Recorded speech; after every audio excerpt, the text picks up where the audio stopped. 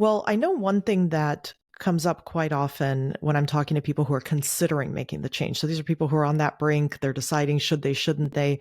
When we Mhm. have the conversation, a lot of times I ask, well, what's stopping you from making the change? Mhm. And I find, I don't know if you've seen this as well, but I find that people are often stopped by these limiting beliefs that they have. And Mhm. the whole topic of limiting beliefs is probably an episode in itself, because there's a lot to that. A lot of Mhm. this stuff is stuff we've learned throughout our life as we were growing up. It has now just become subconscious, it Mhm. we make decisions, our perspective on the world. And Mhm. so what ends up happening is, let's say somebody says, I'm really thinking of making a career pivot. I'm going to go start my own business. And I'm really debating whether that's the right thing to do. And so I'll ask, well, what's stopping you? And then I hear a bunch of limiting beliefs in Mhm. response to that, such as, well, I don't know that I'm the type of person that can start their own business. I think that Mhm. takes somebody who's got a very high risk tolerance. Or Mhm. I think I have to have grown up in a family of people who were business owners to really be able to do this well. And there's just this long list of beliefs that they have that, Mhm. you could obviously show plenty of examples of people who started their own business who, didn't have a high risk threshold. It may have affected what Mhm. kind of business they start, but Mhm. they still did it and they did it successfully. And so Mhm. I think really I don't know. Have you seen something similar to this just as and maybe you experienced it yourself?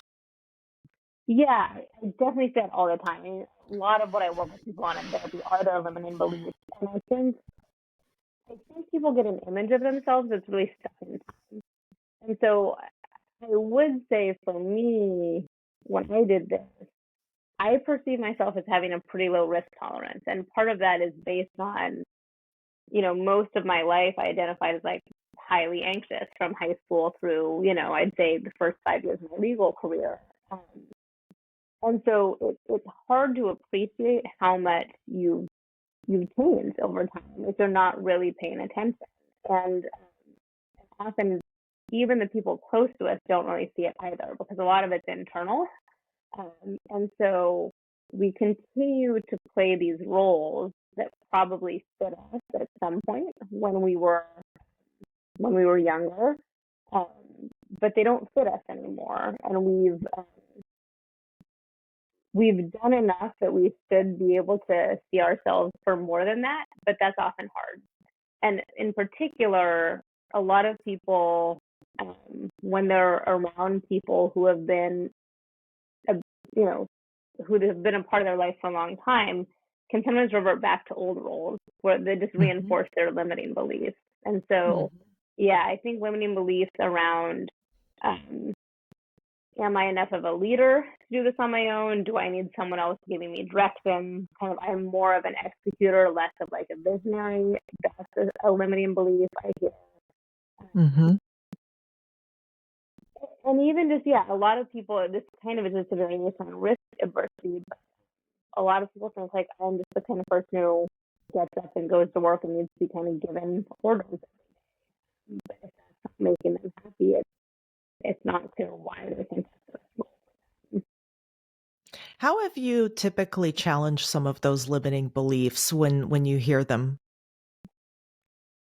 so it really depends. I mean, as on the capacity in which someone's coming to me, because a lot of these beliefs are actually formed pretty early in childhood. And so if Mhm. someone's a therapy patient, um, a lot of times we go way back to the source and Mhm. we process the memories that led to those beliefs. And that's surprising to a lot of people because they'll say, I thought I was here for career advice and now we're doing this like trauma processing from childhood. But um, it's surprising to people when they learn how much um, challenging events from our childhood really stick with us. And um, people will often sit in my office and say, I can't believe I'm still thinking about this eighth grade teacher. I'm 50 years old. Um, but that's most of us, if we're being honest. Like a lot of people have some early memory that still plays a pretty big part in how they think about themselves. And so in those cases where we can identify such a memory, I use these trauma techniques like eye movement desensitization reprocessing, EMDR, um, to really get at the core memories that are leading to those limiting beliefs. Sort of that. When someone is able, when it's less of like a childhood driven memory or belief, um, questioning the evidence is like the main way.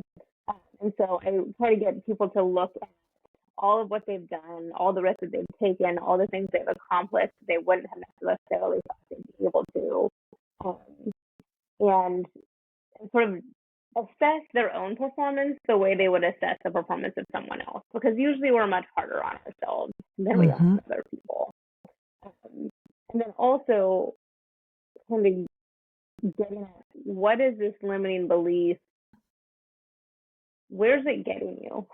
You know, like when you say this, what's it protecting you from, but also what's it preventing you from saying? And That's a very what, good point. yeah, like what are, one thing I ask a lot to people is like, if you never try this, like, what are the things you would regret, you know, on your deathbed? Sounds a little dramatic, but it's a worthwhile question because that often forces people to look at, yeah, if I weren't afraid and I knew this was it, like, what are the things I would regret? Not what would I regret not having tried to move